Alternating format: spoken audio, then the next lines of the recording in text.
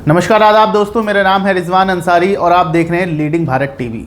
दोस्तों, उत्तर प्रदेश समेत देश के दूसरे राज्यों में विधानसभा चुनाव चल रहे हैं। उत्तर प्रदेश में उपचुनाव का दौर है। तमाम सियासी पार्टियां जो हैं इन उपचुनावों में अपना दमखम दिखा रही हैं, अपना जोर दिखा रही हैं, क्योंकि ये राजनीतिक चुनाव जो हैं वो बहुत इम्पोर्टेंट हैं इन राजनीतिक दलों के लिए।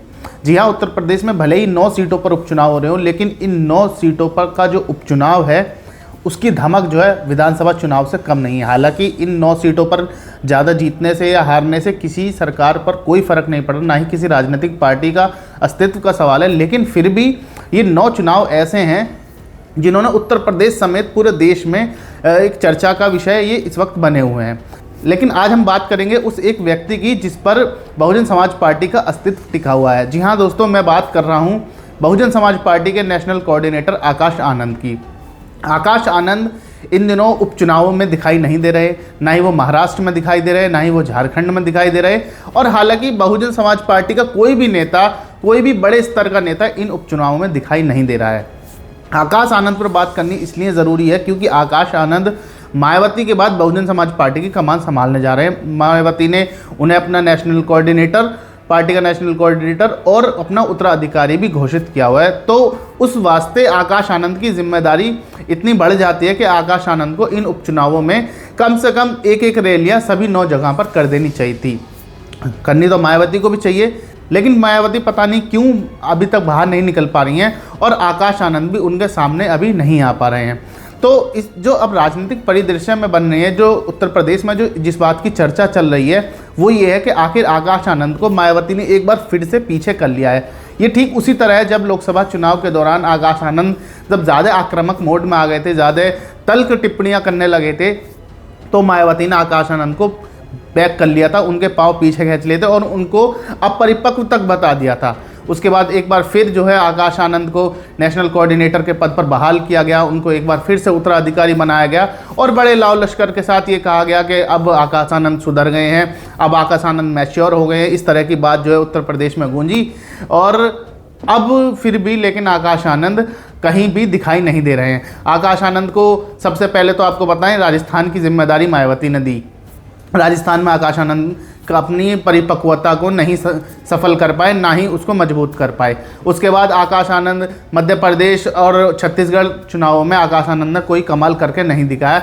अब रिसेंट में आकाश आनंद को कमान दी गई थी हरियाणा की। हरियाणा में आपको पता है जिस तरह दोस्तों कि हरियाणा में बीजेपी जिस प्रचंड जीत के साथ सामने निकल कर आई, सामने उभर कर आई, दोबारा उन्होंने अपनी सरकार बनाई एक बार फिर, तो आकाश आनंद के लिए ये भी कहीं ना कहीं बड़ा झटका था क्योंकि मायावती ने और खुद बहन जी ने वहाँ पर जाकर रैलियाँ करी थी। उसके बाद भी बहुजन समाज पार्टी वहाँ पर खाता नहीं खोल पाई। उसके बाद ये हुआ कि आकाश आनंद को उत्तर प्रदेश में सक्रिय किया जाएगा, सभी 9 सीटों पर आकाश आनंद की रैलियाँ होंगी।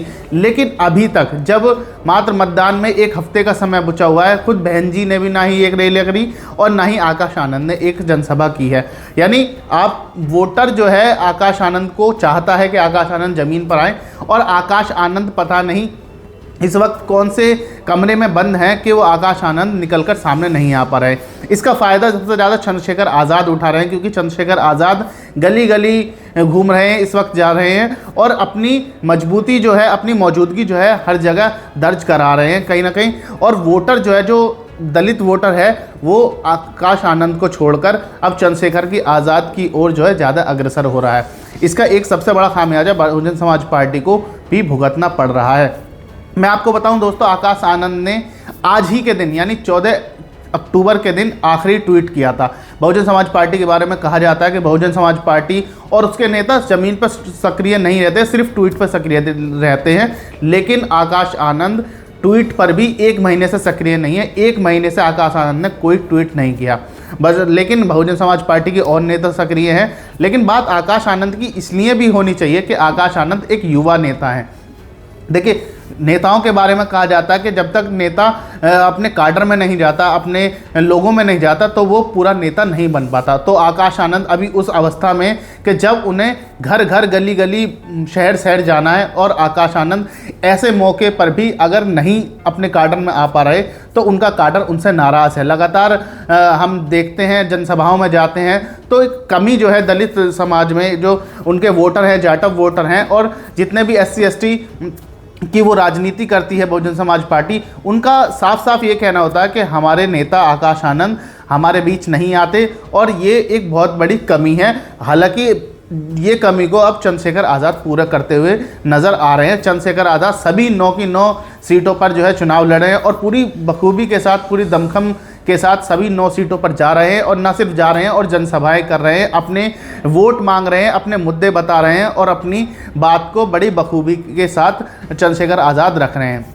तो इंतज़ार लोग बाग अभी भी इस बात का कर रहे हैं कि काश आकाश आनंद निकल कर आएँ और एक आध जनसभा अगर कर दें तो थोड़ी बहुत ये भूमिका रहे कि आकाश आनंद भी चुनाव में निकलकर सामने आए थे। लेकिन आकाश आनंद का अभी तक कोई शेड्यूल जारी नहीं हुआ है। ना ही आकाश आनंद उत्तर प्रदेश में दिखाई दिए, ना ही आकाश आनंद झारखंड में दिखाई दिए। महाराष्ट्र में 1-2 जनसभाएं हुई हैं, लेकिन उत्तर प्रदेश की जो मूलतः पार्टी है उसका महाराष्ट्र में कोई अस्तित्व अभी उस तरह का नहीं है जिस तरह का होना चाहिए। बाकी आप बताइए दोस्तों, क्या आकाश आनंद को उत्तर प्रदेश में रैलियां करनी चाहिए? क्या आकाश आनंद की जगह मायावती को भी चुनावी मैदान में उतरना चाहिए? क्योंकि मायावती की पार्टी बहुजन समाज पार्टी पहली बार इन उपचुनावों में उतर रही है और इन उपचुनावों में जितने दमखम के साथ, जितनी तैयारियों के साथ मायावती ने ये ऐलान किया था कि हम पार्टी में उतरेंगे और अपनी मौजूदगी को दर्ज कराएंगे, उस तरह का ज़मीन पर कुछ नहीं दिख रहा है इस वक्त। और ना ही आकाश आनंद सामने आ रहे हैं, ना ही मायावती सामने आ रही हैं।